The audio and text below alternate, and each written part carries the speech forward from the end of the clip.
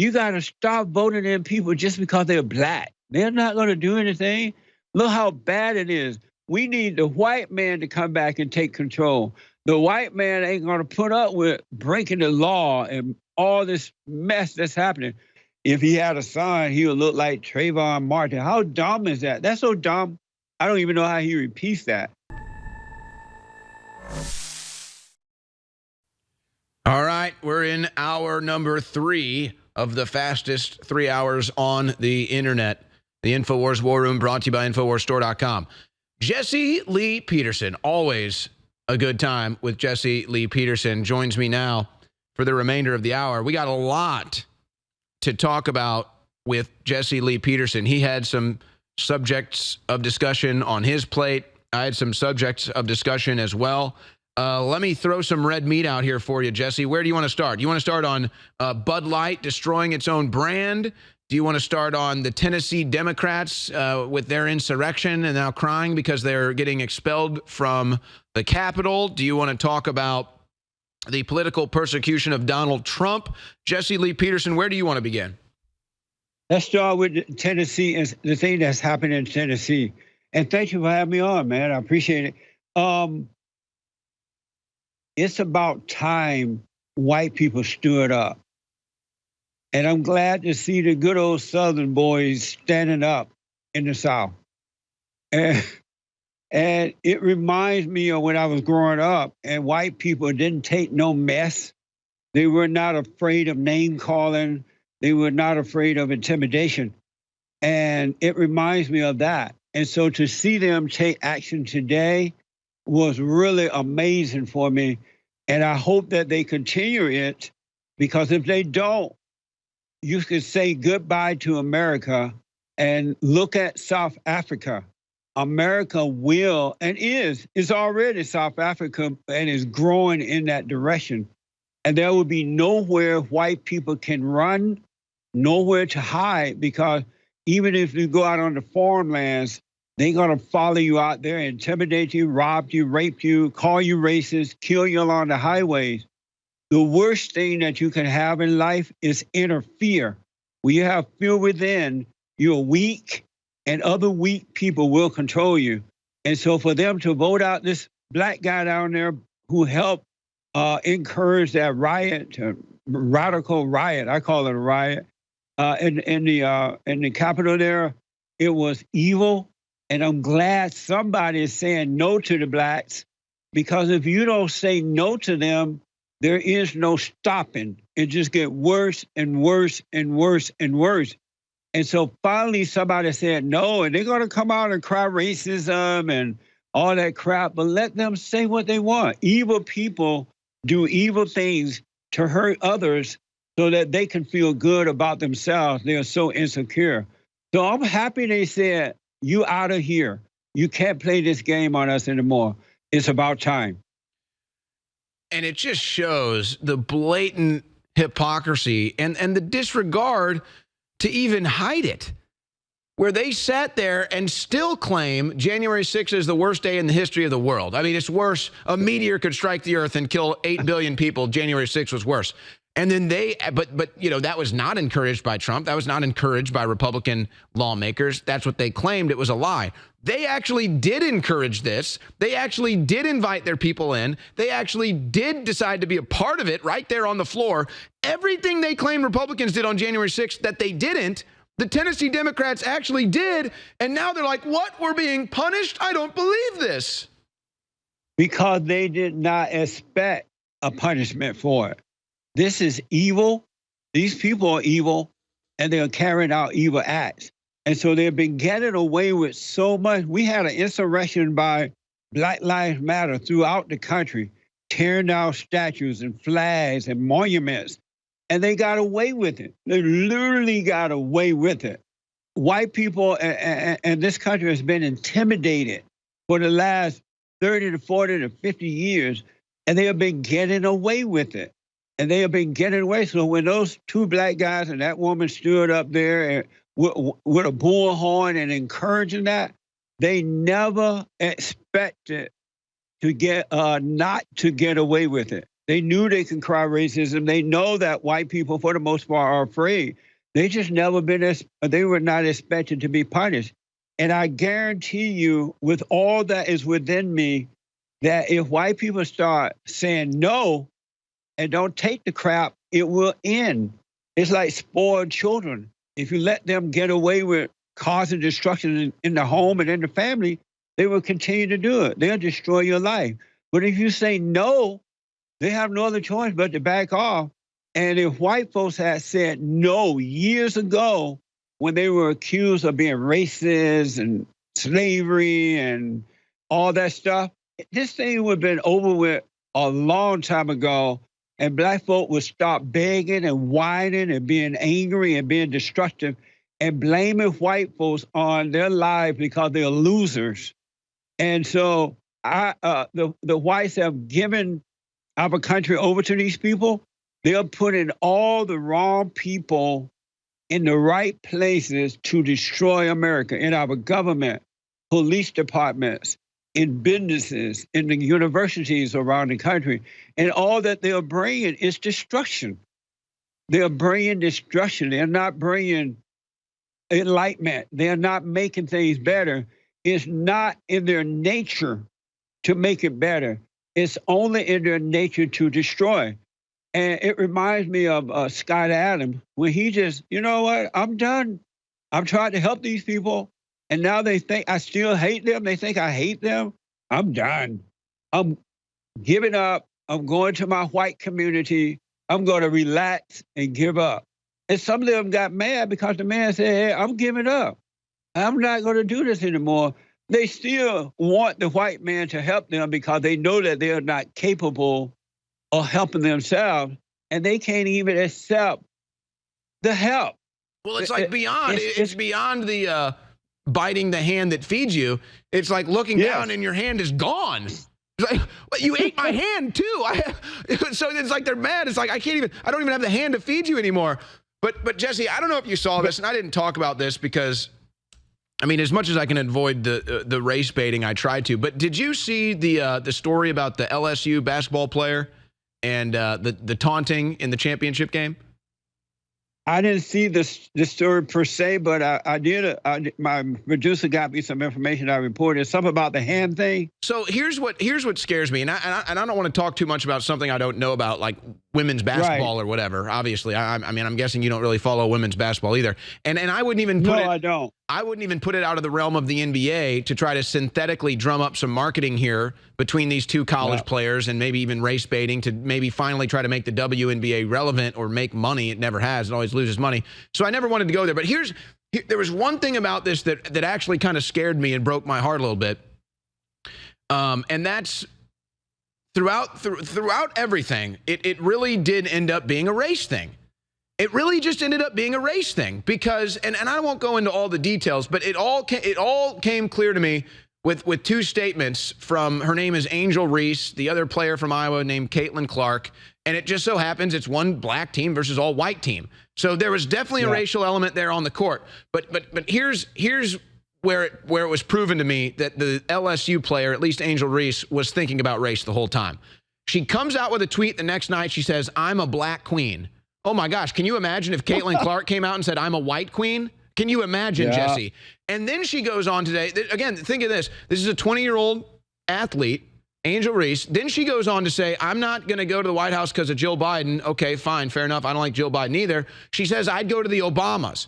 So, Jesse, we've got a 20-year-old girl here who has superstar talent, 20-year-old girl who's already going with the I'm a black queen stuff. Okay, fine, fair enough. You're a black queen, whatever. We won't play whataboutism. But now you're going to sit here and you're going to act like you have any political information at all to say you'd go to the Obamas but not the Bidens. Clearly, it's just because black. That's it. Just because of race. Yeah. She hasn't. Absolutely. Obama got out of office when she was 14 years old, Jesse. She's never paid property taxes. She doesn't have any kids. She hasn't had to work a serious job. She doesn't know. She's a 20-year-old, probably a lot like me when I was 20, politically ignorant.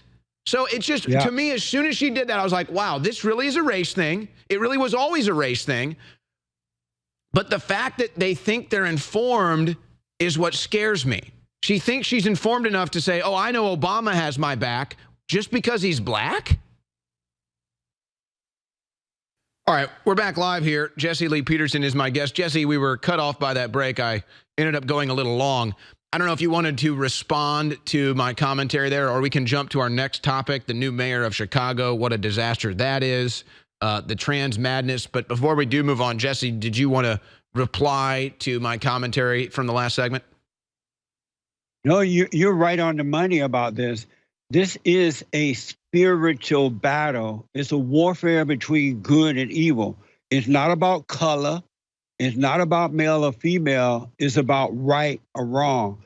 And unfortunately, the blacks are on the side of evil. They're on the side of wrong. And that's why that young girl can make so-called racist statements, but evil statements, and get away with it. Because in our country today, we've been taught, well, I haven't, the people have been taught that anger is good and love is bad. Anger is evil. Anyone that has anger is evil. And God said that anyone that has anger is a murderer, and that you should never, ever, ever trust an angry person, because they will turn on you at some point. I don't care if it's your daddy, your mama, your brother, your sister, your friends, your enemies, your coworker. If they have anger, they will turn on you, because Satan is their daddy, and they live off pain, causing others pain so that they can feel a false sense of life. And black people, not all, but most, are very, very angry. And not at slavery, not at the white man, not at racism, not at systemic racism, but they hate their mothers, and they've been turned away from their fathers. And instead of someone telling them, go and forgive your mothers and grandmothers for turning you away from your father and recreating you in her image, they're telling them that it's the white man, it's slavery, you need reparations, you need affirmative action. And they are being used by devils that are over them, like the so-called civil rights movement and others like that. They're using the blacks. They don't want them to be free. They want to control them, and all emotional people can be controlled. Weak people control weak people. And this girl that did that, she's angry, she's weak, and there's nothing white people can give them or do for them or give up that will make them free. Physical things cannot set you free from an evil heart. You must admit you're wrong for hating and forgive, and then you'll go free. Look at what happened in Chicago. They had Lori Lightfoot, whatever her name is, as mayor of Chicago, and Chicago went to hell in a handbasket, crime through the roof. Businesses and decent people moved away. Black on black crime went through the roof. And this gal dancing in the street about it. She's all happy about it. And the people like, no, we had enough. We want a new mayor. And what do they vote in? They vote in a man that worshipped Lord Lightfoot, because he was black and because he's Democrat. The first sign of that, Ben Johnson, whatever his first name, Johnson, is that he's on the wrong side. He was supported by the teachers union. He was supported. That's the first sign that you don't want this man to be the mayor of Chicago. Second sign that he's a Democratic black. And black people don't know how to do anything. They can't build, they only destroy. The third sign is this guy did you get rid of the police, defund the police, and it's been reported he hate white people. Why would they put in someone that they know in advance is worse than what they're trying to get rid of? And so what I say to Chicago voters today, you deserve what you get. I don't feel a thing about it. You get what you vote in. Oh my gosh. And apparently Lord Lightfoot did not bring enough pain. She hate white folk. She hate God. She hate America. She hate anything that's good. And she even hate the black folks that live in Chicago. That's why she defunded the police and all that stuff. Now this guy is, he says he's going to fund the police and defund the police. We'll play the clip. But, it pains me, Jesse. It breaks my heart because I look at the LSU basketball player Angel Reese, and I'm like, wow, that's a superstar talent. That's a beautiful girl, all kinds of potential. And it's like, wham, she's already been conquered by the race propaganda. 20 years old, Yes. already been conquered by the race propaganda. That sucks to me. It's like, I don't like seeing that. Same thing with Chicago. Chicago is one of the coolest cities on the planet. Chicago's identity, personality, and culture is one of the best on the planet. I love Chicago. And just watching the Democrats destroy it, I mean, just send it into a complete state of degradation and crime, it breaks my heart, Jesse. But you can rest assured it's going to get worse before it gets better, because the young blacks have taken on the same evil that the generation before them have and the generation before them have. And they have passed it down from generation to generation. And that's why that young black girl, so-called basketball player, can say and do, because her heart is wicked as well. And that's what evil do. Each generation get worse if you don't correct it by overcoming it. And so you think things are bad in America now, and they are. I remember when they had the knockout game, when the blacks were going around knocking out white people, and no one did anything about it. Oh, they're from slavery. They can't help it. Let them knock out the white people. It's fun. And no one did anything about it. And I said then, it's going to get worse. What do you think is going to happen? And now you have this young girl like this Reese girl with anger in her heart. You haven't seen anything. And then they're defunding the police, and they're letting the criminals out of jail, even when they repeat crime over and over again, because they are using these angry black people to intimidate white folks, divide the country by dividing the people, and destroy America, creating a socialist society, because that's the mentality of most black people. They're socialist people, they're communists and don't even know it. And I just hope, and I don't feel anything for the folks in Chicago. I feel zero for it. Oh man, because I gotta disagree. They love their pain. They love their hell. If you don't love your pain, you get rid of it.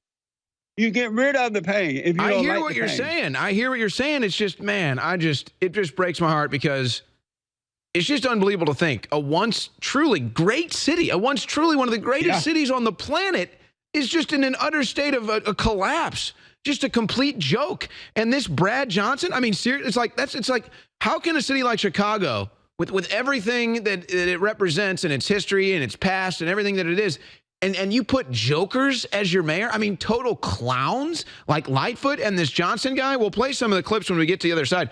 I don't know. I was thinking about dedicating a whole show to this and just like people from Chicago call in like, what is going on in your city?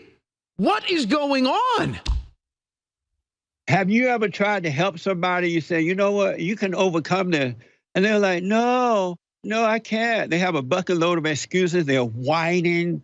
They don't really want to overcome it. They just love complaining about it. And after a while, you throw your hands up. Okay, you don't want help. I can't help you.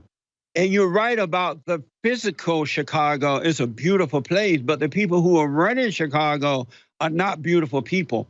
They are angry, evil people. You have the wrong people in charge. They're total clowns. It's like, how does a great city elect clowns after clowns after clowns? All right, let's hear from this new radical Democrat who's going to be running Chicago now, folks. You thought Chicago was bad now. You're about to see more violent crime and more criminals released on the streets, and it just caused a cascading effect of criminal behavior and then police resignation. Here is, guys, let's go first to clip 8. He's telling you he wants less police in one of the most violent cities in America, Chicago. Here it is. You know, I'll never forget the profound words of former President Barack Obama, when he said that if he were to have a son, he would have looked like Trayvon. And then you fast forward to Mike Brown, Freddie Gray, Quantonio LaGreer here in Chicago, who was having a mental health crisis, and the only equipment on the scene were guns, and he's dead. And Betty Jones, his neighbor, who came to his defense, is dead. And so this is really about making sure that people understand the context of the level of frustration. When you see that type of brutalization over and over again, it certainly can be discouraging. So if defunding the police isn't the answer, what do you plan to do with your resources? Is it less money or more money to police departments? Well, it's more money towards the areas of need, right? And as I mentioned before, so it's less money, but it's more money. To double the amount of young people that we hire, not just for summer jobs. So that's enough. So, Jesse, it's less money, but it's more money. They can't even make up their minds. The CBS Mornings host, there's just, he does a pretty good job. He probably leans left, but I think he tries to be centrist. I forget the gentleman's name. But he's like, okay, so wait a second. You are a defund the police guy, but we need more police. It's like they don't even have logical consistency. That's my biggest complaint here. Oh, we're having a problem with violence, so we need more police, but I'm going to defund the police and release the criminals onto the streets. What? Because he's not going to build the police force. He's going to do everything he can to keep it down. Because all the words he just spoke about, those people that the police or that was hurt by the police, if he had a son, he would look like Trayvon Martin. How dumb is that? That's so dumb. I don't even know how he repeats that. But it's about, this man is evil. He's pure evil. And he's not going to bring back the cops. They love speaking that way because it keeps the blacks angry. It keeps them from thinking for a moment that it could be something else that's going on here. These type of people should not be in control of our government. They should not be in control of our police departments, our businesses, because they are wicked. And there's nothing about them that will ever do what's best for other people. It's all about them. It's all about maintaining perceived power and wealth. And that's why he's saying, well, defund the police or defund the police, all that crap, because he's not going to do what's best for the people. He can care less that the blacks are killing one another, carjacking and robbing and little kids being killed. He doesn't care about that. It's about him. It's impossible for him to care about others because he has hatred in his heart. It's about his ego and no one else. And it's just unfortunate, well, for the people there that voted for this guy, that they voted in a man who hate them, who hate America, who hate God. And that's why he's trying to speak out both sides of his mouth, because he can't be honest. He knows that he's not going to do anything to make Chicago better. And they will continue to blame it on the whites, because as long as they can keep the blacks confused and not thinking for themselves. And if you notice, not all, but most black people don't think for themselves anymore. They're not individuals. They don't pull away to see if it's true or not, if it's right. They just walk lockstep and bear in this idea of being colored and that white people are against them.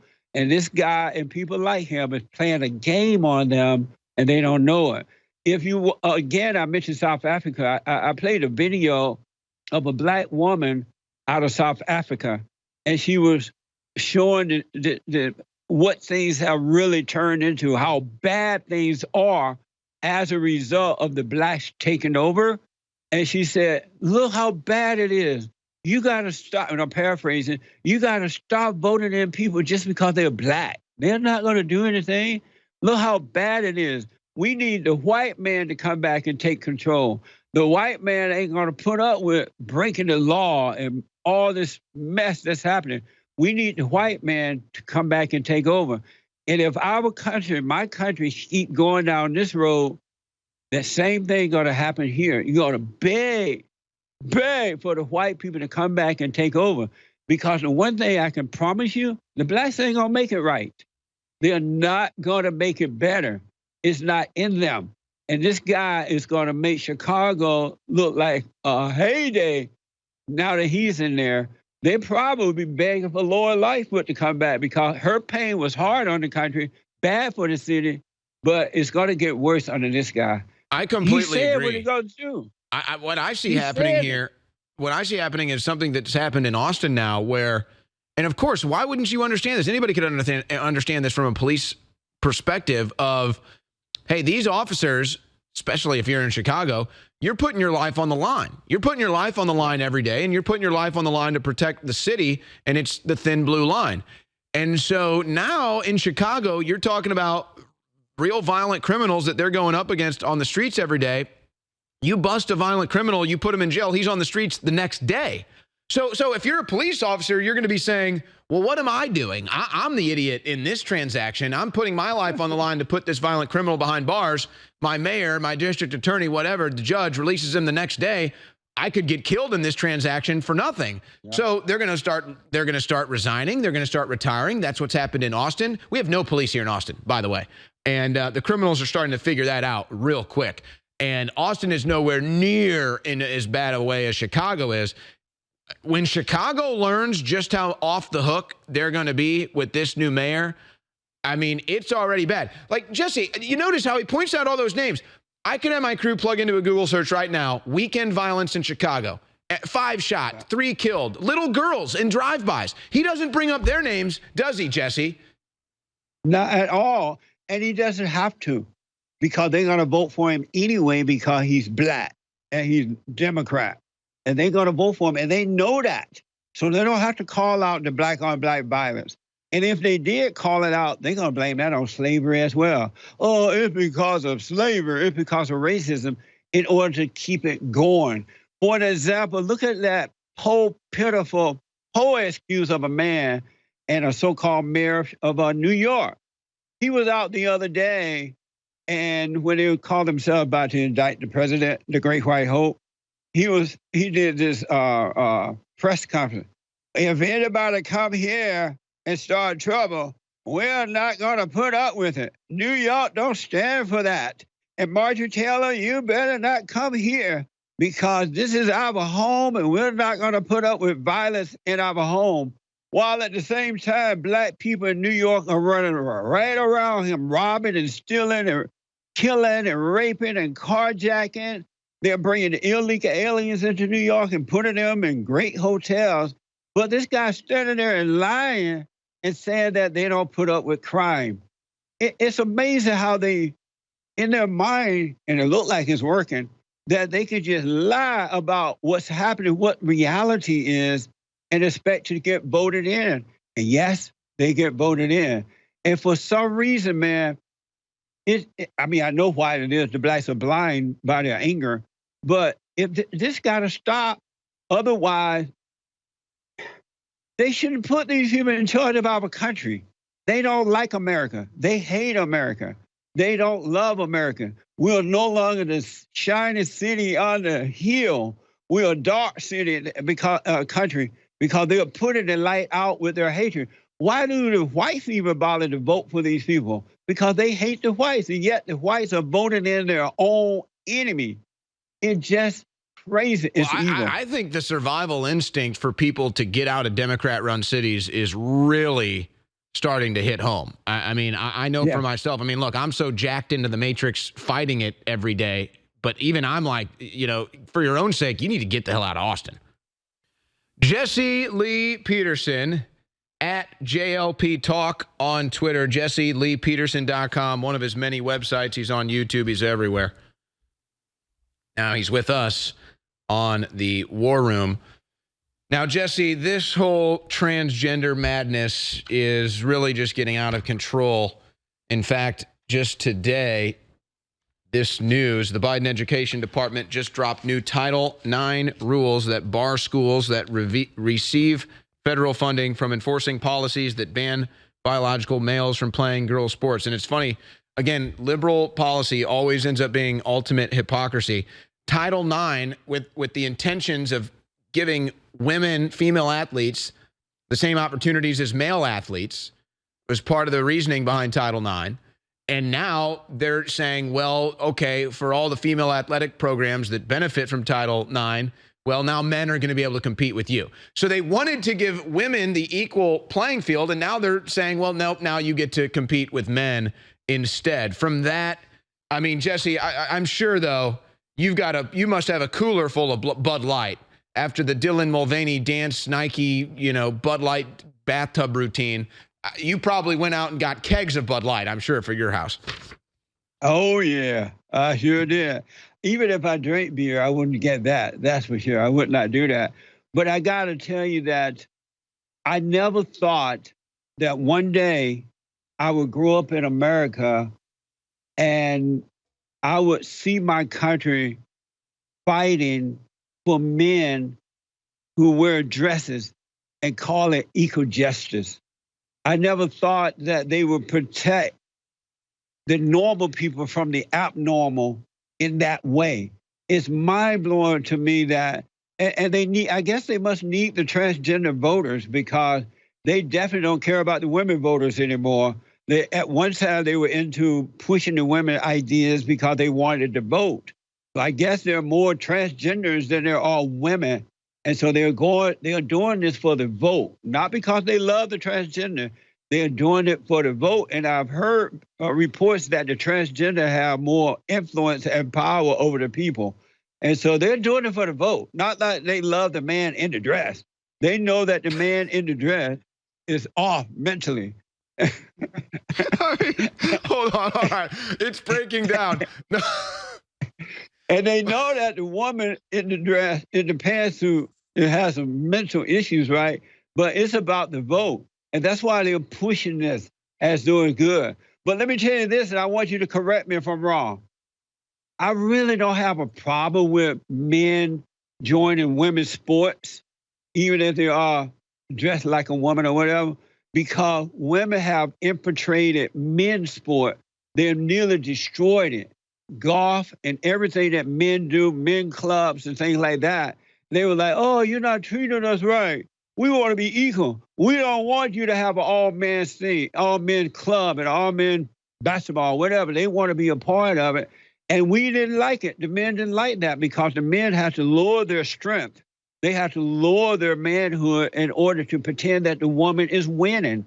And so I remember when the women wanted to go into the men's locker room and report on the men after the game. Don't even get me started on that. And the men were like, no. And if the guy walked out of the shower naked, they were like, oh, discrimination, right?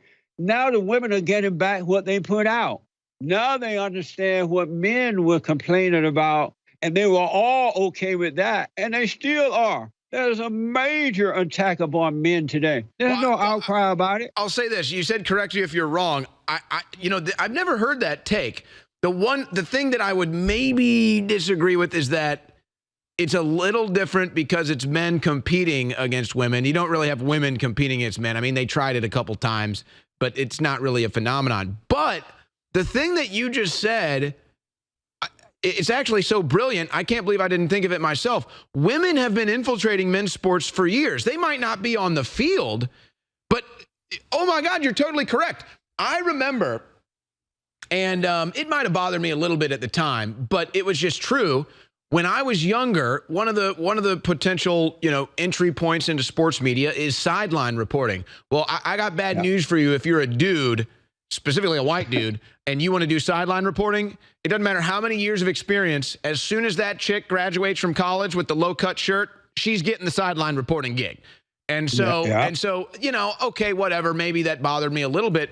But no, what you're saying is so true because now I don't necessarily mind female sideline reporters. There have been some great ones over the years. Pam Oliver, Michelle Tafoya, I forget the Tracy Wolf. They're all great ladies. They really are, and they're good at their job. But I'll tell you this, Jesse, when I tune in, not too much do I watch sports anymore, but or listen. I almost never listen. But if I turn on a game and I hear a female announcer, I immediately turn off. I'm done. Yes. I don't want a female calling a football game. I don't want a female calling a soccer game. It's like, what are you doing? This is a man's space. So you know what, Jesse?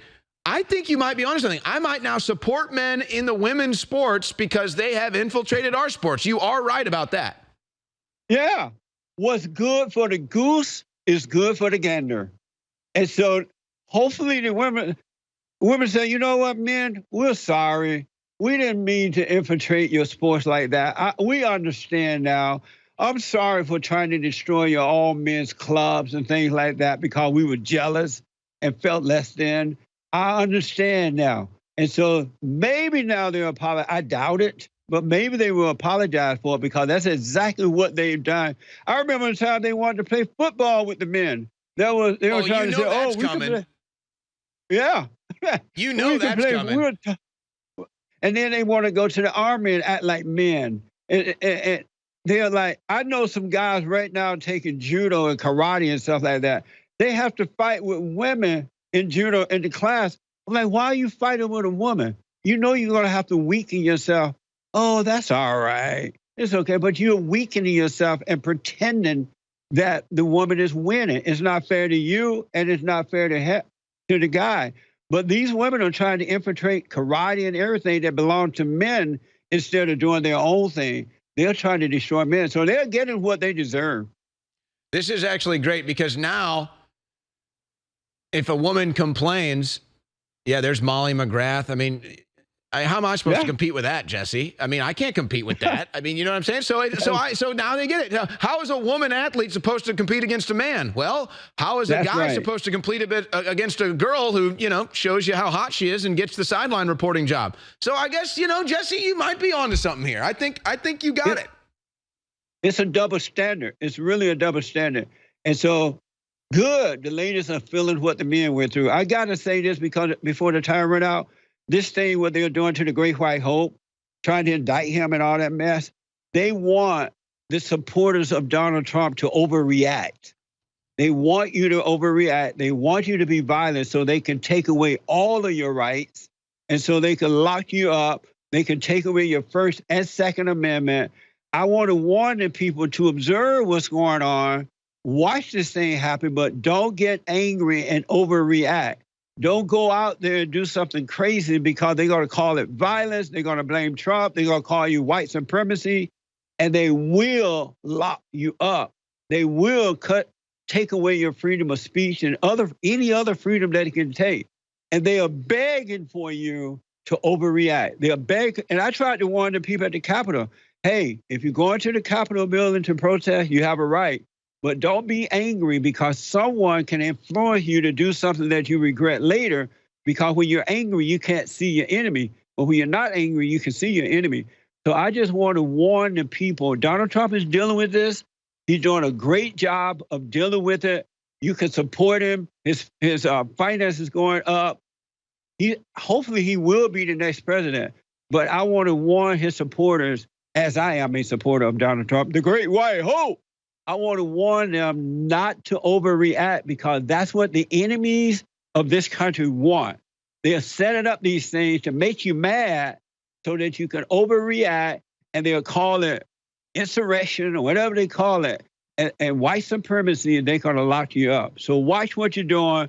Don't walk into the trap. Don't fall into the trap. Speak up, but don't be angry so they can't take advantage of you. Jesse Lee Peterson, again, folks, jesseleepeterson.com, at JLP Talk on Twitter. You can find him on YouTube. And always a pleasure, always a good time. Jesse Lee, thanks for joining us. Thank you, man. I totally enjoy it. Have a good one. Thanks for having me on. All right. Now go have a cold Bud Light and watch some WNBA in Chicago. All right, ladies and gentlemen, that does it for the InfoWars War Room. We'll be back, a 21-hour break, and we'll be right back here tomorrow, bringing you all the latest breaking news. And remember to support us by shopping at InfoWarsStore.com. It's your support there that keeps us on the air.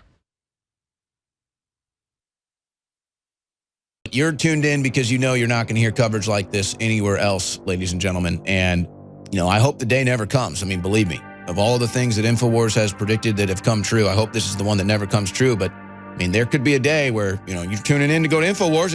It's just gone. It's not there. You won't find Alex. You won't find Owen Schroyer. You won't find Harrison Smith. You won't find the great crew. And, you may never even know why. Just gone. They're just gone. Kind of like disappeared like happens in communist China. So that's why you're tuned in. And the truth is, the more support we have and the bigger audience we have and you shopping and at the store and telling your friends and family about the transmissions, that's like our single hedge of protection. That's like our fortress on a spaceship. It's like that's like the battle shield on the spaceship is you.